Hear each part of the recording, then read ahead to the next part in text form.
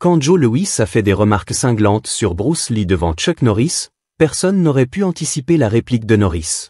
Sa réponse à la moquerie a laissé tout le monde sans voix, car elle a été exécutée d'une manière inimaginable. En octobre 1978, un froid piquant envahissait un dojo de Los Angeles, dans le South Bay. En fin d'après-midi, le soleil filtrait à travers les fenêtres, éclairant les tapis où une douzaine d'étudiants impatients étaient assis en demi-cercle, leurs geais blancs immaculés et leurs visages calmes. Joe Louis se tenait devant eux, sa silhouette massive imposant le respect, même dans l'immobilité. À 34 ans, il était au sommet de sa carrière de combattant, champion incontesté de karaté et de kickboxing, dont les combinaisons fulgurantes lui avaient valu un statut légendaire dans les cercles des arts martiaux. Ses cheveux sombres étaient ramenés en arrière, et son regard intense scrutait chaque étudiant alors qu'il se préparait à partager la sagesse acquise à travers d'innombrables victoires sur le ring. Aujourd'hui, nous allons parler de combat pratique, commença Louis, sa voix débordant d'autorité. Je veux que vous oubliez tout ce que vous pensez savoir sur les techniques tapac sans grave-l'œil et la magie du cinéma. Le vrai combat repose sur l'efficacité, la puissance et la vitesse. Un jeune étudiant près du premier rang leva timidement la main. Sensei Louis, qu'en est-il des techniques que Bruce Lee utilisait dans ses films? Le coup de poing d'un pouce? Louis l'interrompit d'un geste dédaigneux. Écoutez, Bruce était un bon ami à moi. Qu'il repose en paix. Mais soyons honnêtes sur ce qui fonctionne dans un vrai combat par rapport à ce qui a l'air bien à la caméra. Il commença à faire les 100 pas devant le groupe. Toutes ces techniques sophistiquées de trapping Wing Chun, cette approche philosophique du combat, ça peut sembler impressionnant. Mais dans un vrai combat, vous avez besoin de frappes directes et puissantes. Les étudiants échangèrent des regards, certains hochant la tête tandis que d'autres semblaient incertains. Louis poursuivit, son ton rigide et sans excuse. Bruce passait trop de temps sur ses formes traditionnelles, le poing interceptant, les mouvements fluides. Il illustra ses propos par des gestes exagérés, presque moqueurs. Ne vous méprenez pas, il était innovant. Mais au fond, un bon vieux coup de karaté américain battra la danse des pieds sophistiqués à chaque fois, surtout à cette époque.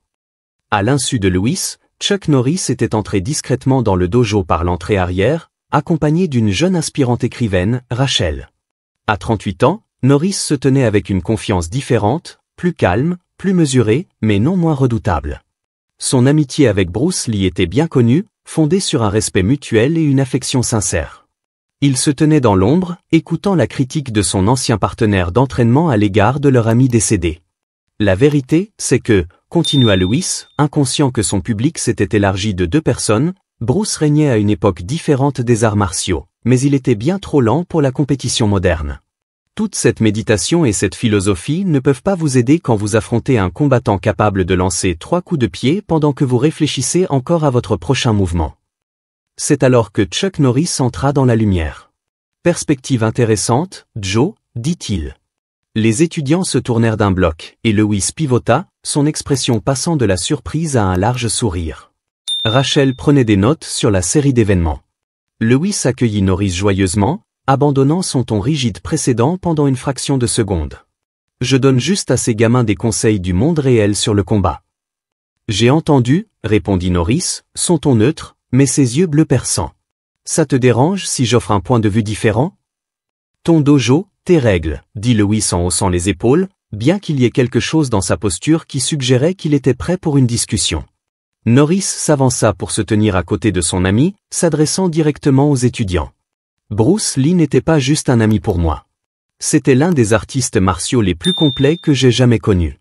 Son approche du combat n'était pas d'être le plus rapide ou le plus fort, mais de comprendre le flux du combat et d'être là où votre adversaire ne s'y attendait pas. Louis croisa les bras. Ça sonne poétique, Chuck. Mais dans le ring, la philosophie ne bloque pas les coups de poing. Norris demanda calmement, la vitesse sans but n'est que du mouvement. Les arts martiaux ne concernent pas seulement l'attaque frontale. D'une manière ou d'une autre, Louis pouvait sentir un défi monter dans l'air comme une effervescence. Tu manques mon poids. Déployer de la vitesse dans les combats n'équivaut pas à attaquer de front. Les étudiants observaient cet échange comme des spectateurs à un match de tennis, leur tête pivotant d'une légende des arts martiaux à l'autre. Tu penses que l'approche de Bruce était supérieure au combat direct et agressif? Continua Louis, sa nature compétitive commençant à émerger. Je pense que Bruce comprenait que les vrais arts martiaux ne consistent pas à prouver qui est le plus rapide ou le plus fort, répondit Norris. c'est comprendre les principes plus profonds du combat. Lewis rit, mais il y avait un tranchant dans son rire. Allez, Chuck, tu sais aussi bien que moi que dans un vrai combat, l'homme le plus rapide gagne. Bruce pouvait être philosophique, mais ses techniques ne tiendraient pas face à la vitesse du kickboxing moderne. Le dojo tomba dans le silence, sauf pour le bourdonnement distant de la circulation dehors. Norris regarda son ami pendant un long moment, puis jeta un œil aux étudiants qui observaient. « Dis-moi, Joe, pourquoi ne testerions-nous pas cette théorie ?» Lewis haussa un sourcil. « Tu veux t'entraîner ici et maintenant ?»« À moins que tu sois trop occupé à enseigner aujourd'hui, » dit Norris avec un soupçon de sourire. Les étudiants se redressèrent immédiatement, réalisant qu'ils étaient sur le point d'assister à quelque chose d'extraordinaire. Lewis regarda autour du dojo, puis revint vers son ami. Sans une seconde de réflexion, il accepta. 3 rounds pour tester si la vitesse est ce qui compte le plus dans le combat. Norris hocha la tête. Mais ajoutons une condition, lança-t-il. Pas d'équipement de protection, sauf des protège-dents. Contact léger seulement. En quelques minutes, les étudiants avaient déplacé les tapis pour créer une zone de combat improvisée. La nouvelle se répandit rapidement dans le dojo, et bientôt, d'autres instructeurs et étudiants avancés s'étaient rassemblés autour du ring impromptu. L'atmosphère était électrique d'anticipation alors que 2 des plus grands artistes martiaux d'Amérique se préparaient à s'affronter. Les 2 hommes s'étirèrent brièvement, leurs mouvements efficaces et pratiqués. Lewis rebondissait sur la pointe des pieds, ses mains relâchées sur les côtés, tandis que Norris se tenait calmement, se recentrant avec le type de méditation que Bruce Lee lui avait enseigné. « Prêt ?» demanda Mike Stone, un autre champion des arts martiaux qui s'entraînait au dojo et s'était porté volontaire pour arbitrer. Les 2 combattants hochèrent la tête et se placèrent aux coins opposés du tapis. Le signal pour le premier round arriva en quelques secondes. Lewis avança immédiatement, ses jambes devenant un flou alors qu'il lançait une série de coups de pied fulgurants visant le torse de Norris. La vitesse était en effet impressionnante, ses pieds bougeant si rapidement qu'ils semblaient laisser des images rémanentes. Mais Norris n'était pas là. Au lieu d'essayer d'égaler la vitesse de Lewis, Norris s'était légèrement déplacé sur sa gauche, laissant les coups de pied passer sans danger tout en se positionnant mieux. Quand Lewis enchaîna avec une combinaison rapide de coups de poing, Norris les dévia avec un mouvement minimal, ses mains semblant à peine toucher les attaques de Lewis avant de les rediriger. « Allez, Chuck !» lança Lewis entre 2 frappes. « Tu fais juste esquiver. » Norris ne répondit pas verbalement, mais son action suivante parla pour lui. Alors que Lewis s'engageait dans une séquence particulièrement agressive de coups de pied, Norris avança avec un mouvement si parfaitement synchronisé qu'il se retrouva soudain à quelques centimètres du torse de Lewis. Puis, avec une force gracieuse, Norris posa un léger tapotement sur l'abdomen de Lewis et un contact léger sur sa tempe. Les 2 frappes étaient si précises et contrôlées qu'elles touchèrent à peine, mais tous les spectateurs comprirent qu'elles auraient pu être dévastatrices si le contact avait été complet. Lewis recula, son expression montrant de la surprise et un sentiment de respect. « Tant !» appela Mike Stone, se plaçant entre eux. Aucun point ne fut annoncé. Officiellement, le round était un match nul. Mais le silence dans le dojo parlait plus fort. Norris n'avait pas porté de coup dur, mais son contrôle, son timing et son repositionnement sans effort racontaient la véritable histoire. Les 2 combattants retournèrent à leur coin, respirant facilement malgré l'intensité de l'échange. « Pas mal », admit Lewis, roulant les épaules. « Mais je m'échauffais juste. »« Je sais », répondit simplement Norris. Le 2e round commença de manière similaire au premier, avec Lewis essayant de submerger son adversaire par sa vitesse et ses combinaisons agressives.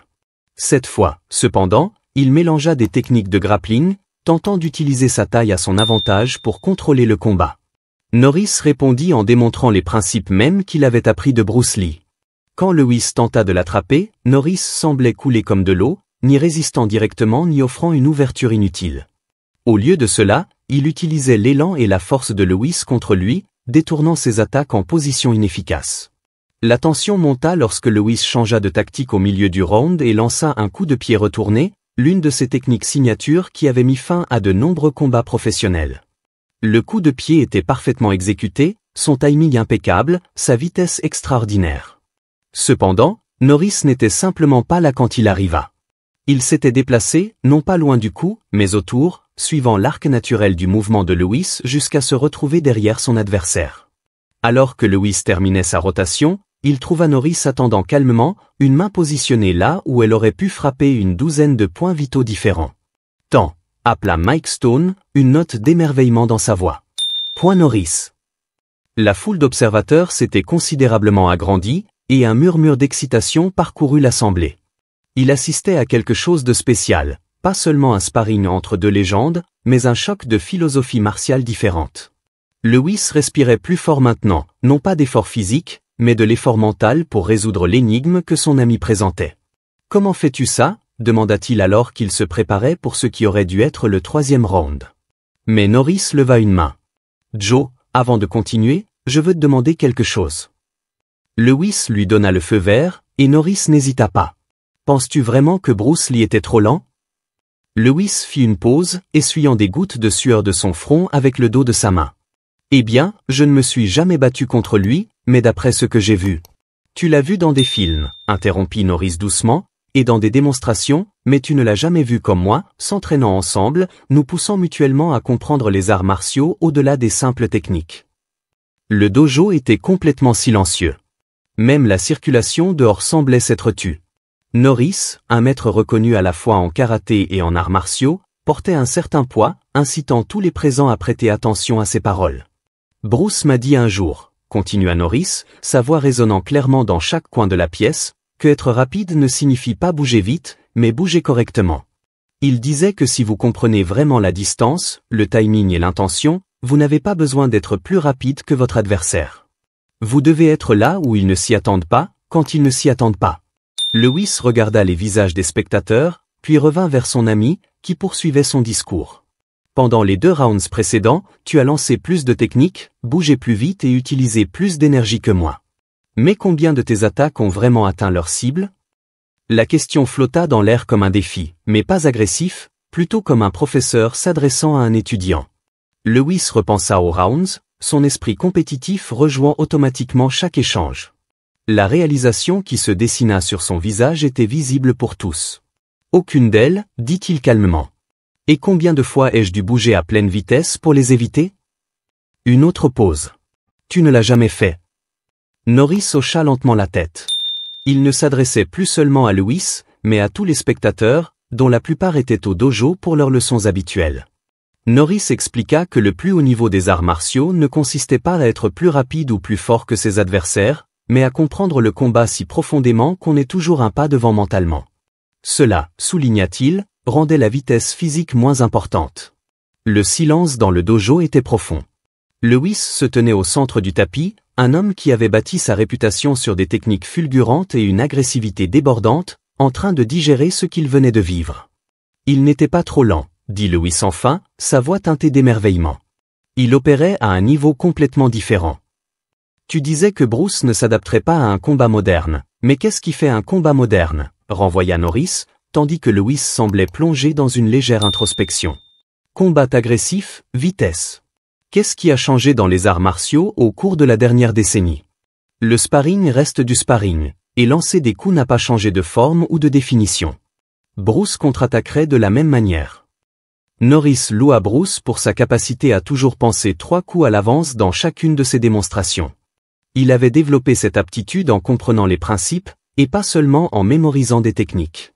Son ton plongea dans la nostalgie alors qu'il évoquait quelques souvenirs tendres avec son vieil ami, ainsi que les leçons morales qui accompagnaient chaque réminiscence. À la fin de son discours impromptu, tout le monde resta sans voix.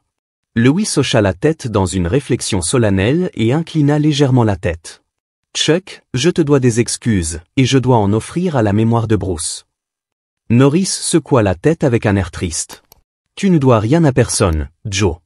Nous apprenons tous. » Mais Lewis ne pouvait pas ignorer sa culpabilité. Il se tourna pour s'adresser directement aux étudiants et corriger ses principes d'enseignement. Chacun a sa propre façon de combattre. Au-delà de ce dojo, vous pouvez vous immerger dans différents modèles et les harmoniser pour créer votre propre style. En guise de conclusion, il conseilla à ses étudiants de ne pas être aussi bornés que lui dans leur approche et leur discours.